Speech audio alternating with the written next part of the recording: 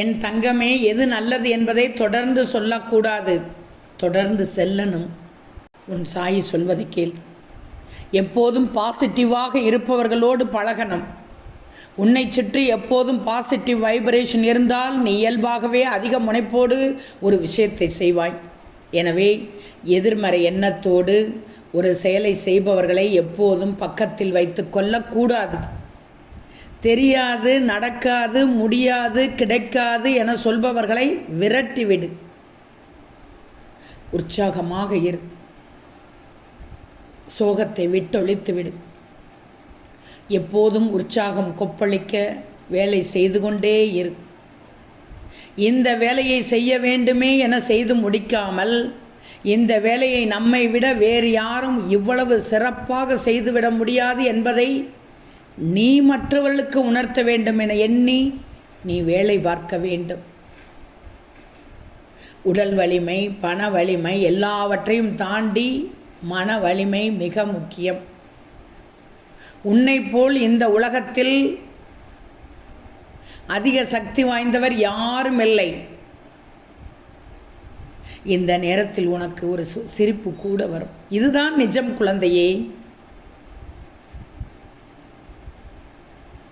உனக்கே இன்னும் உன்னை பற்றி தெரியவில்லை. உன்னிடத்தில் என்ன திறமை அதிகமாக இருக்கிறது இன்னும் உனக்கு தெரியவில்லை.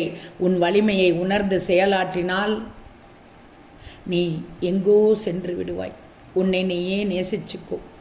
இந்த உலகத்தில் உன்னை நேசிக்காத மனிதனால், உன்னை நீயே நேசிக்காத மனிதனால் வெற்றி அடையவே முடியாது. உன்னை உனக்கு பிடிக்க, உன்னை எப்படி மாற்ற வேண்டுமோ அப்படி மாற்றிக்கோ. உன் மீது நீ அன்பு செலுத்து. நீயே அன்பு செலுத்து. நீ புறப்பட்டு எழுந்தால் உன்னை வெல்ல யாருமே இல்லை என்பதை உன் மனதுக்கு புரிய வச்சுக்கோ. உன்னை போல திறமையானவர் யாரும் இல்லை என்பதை மீண்டும் மீண்டும் உனக்கே திரும்ப திரும்ப ஞாபகப்படுத்திக்கும். பயணப்படுங்கள். வாழ்க்கை ஒரு பயணம். அடுத்த நிமிடம் உனக்கு என்ன நடக்கும் என உனக்கே தெரியாது. இந்த நீண்ட நெடும் பயணத்தில் ஒரு சிலருக்கு வெற்றி எளிதில் வரும், சிலருக்கு தாமதமாக வரும். ஆனால் சோர்ந்து விடக்கூடாது.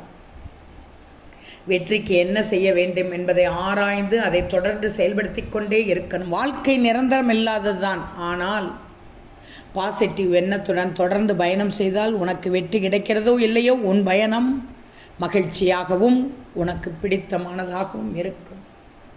ஓம் சாய்ராம்.